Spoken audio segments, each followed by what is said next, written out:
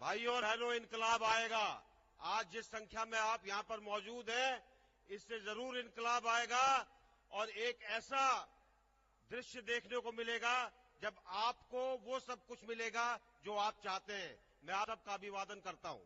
नमस्कार। मंचासीन सभी भारतीय जनता पार्टी के नेता और पदाधिकारी और आप सब जो बहुत दूर दूर से आए हैं, आप एक मन के अंदर आशा लेकर आए हैं। आए हैं कि नहीं आए हैं? आप सुनने के लिए आए हैं कि नरेंद्र मोदी जी क्या बात बताते हैं आपको, लेकिन उसके अलावा आपके मन में एक आशा है। वो आशा है परिवर्तन की, बदलाव की। है या नहीं? ये परिवर्तन ऐसा जिससे कि आप एक ऐसी सरकार को ला सकें जो आपकी हो, ऐसी सरकार को ला सकें जिसमें सक्षम नेतृत्व हो, ऐसी सरकार को ला सकें जो वो सब कर सके जो आज तक नहीं हुआ है। ऐसा चाहते हैं कि नहीं? हाथ उठाकर बोलें जोर से। अगर ऐसा चाहते हैं तो भाइयों और बहनों, आपके लिए बहुत बड़ा काम है, और वो काम है कि जब आज आप वापस जाएंगे यहां से, तो एक मन के अंदर निश्चय करके जाएंगे कि अपने इलाके में, अपने गांव में, अपने शहर में उन सब लोगों को प्रेरित करेंगे ताकि वो भारी बहुमत से भारतीय जनता पार्टी की सरकार को ला सके, ताकि वो आपके जीवन में सुधार लाएं। करेंगे? करेंगे या नहीं?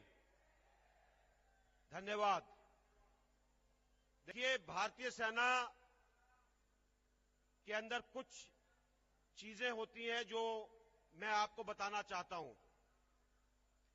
पहली चीज, जो भी सेना के अंदर जाता है वो एक बॉन्ड लिख के देता है कि चाहे उस काम के अंदर उसकी जान तक क्यों ना चली जाए, वो उस काम को करेगा। और किसी जगह पर कोई ऐसा बॉन्ड नहीं साइन करता, सिर्फ सेनाओं में ऐसा बॉन्ड साइन करते हैं। और इसीलिए उनके अंदर एक भावना होती है कि मेरा देश और मेरे देश का हित सर्वोपरि है, सबसे ऊपर है, उसके अलावा और कुछ नहीं है। एक और चीज जो सेनाओं के अंदर होती है वो होती है एकता, संगठन। हम धर्म के नाम पर, जाति के नाम पर, भाषा के नाम पर, वर्ग के नाम पर नहीं बंटते। हम इन सबको, सब समुदायों को लेकर चलते हैं, सब धर्मों को साथ लेकर चलते हैं। इसीलिए भाइयों और बहनों, आपकी सेनाएं वो सब कुछ करती हैं जो और कोई नहीं कर सकता। जब कोई प्राकृतिक आपदा आती है और सब फेल हो जाते हैं तो किसको बुलाते हैं? सेनाओं को बुलाते हैं। जब सब कुछ लोगों का सब चीजों के ऊपर से विश्वास हट जाता है तो सेनाओं की तरफ देखते हैं।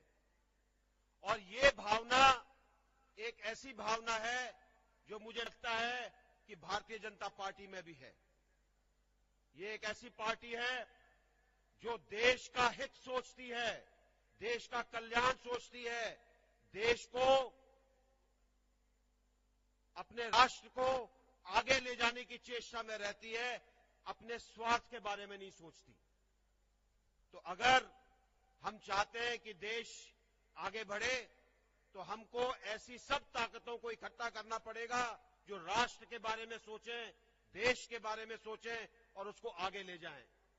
और हमको उन सब ताकतों को खत्म करना पड़ेगा जो देश का विभाजन करते हैं, देश को बांटते हैं किसी भी चीज पर, चाहे धर्म हो, जाति हो, भाषा हो, वर्ग हो।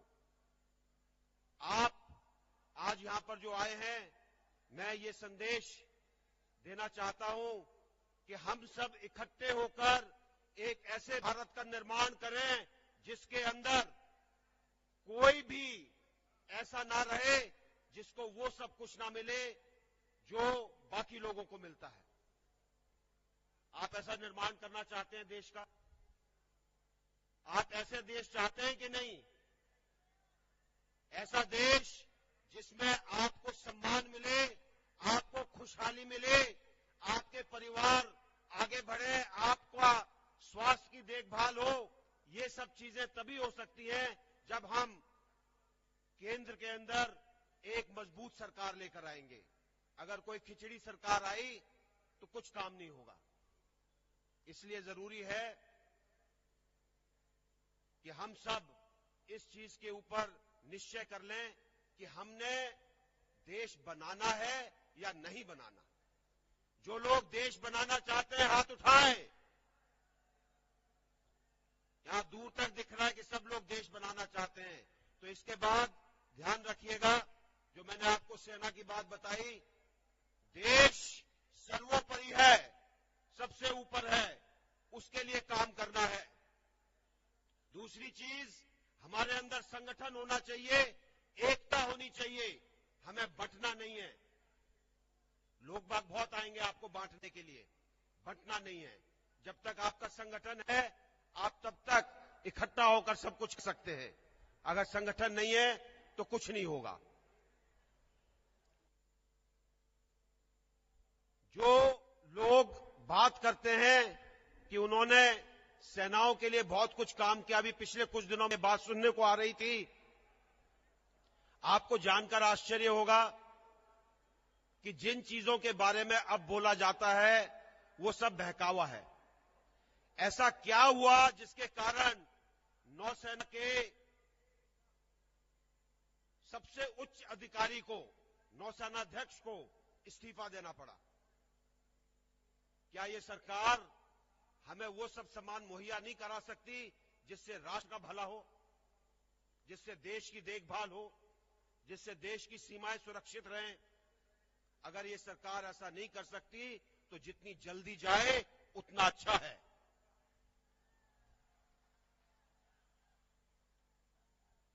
आज अगर दूसरे देश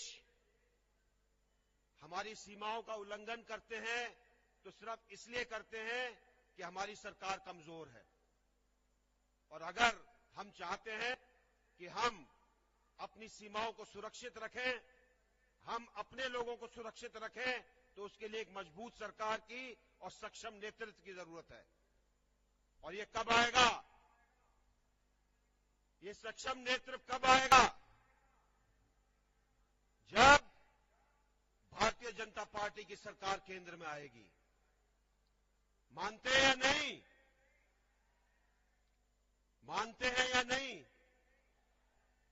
तो एक बार फिर भारत माता का जयकारा करेंगे और अपने मन में इसके बाद निश्चय करके ले जाएंगे कि हम वो सब कुछ करेंगे जिससे कि एक मजबूत सरकार केंद्र में आ सके। भारत माता की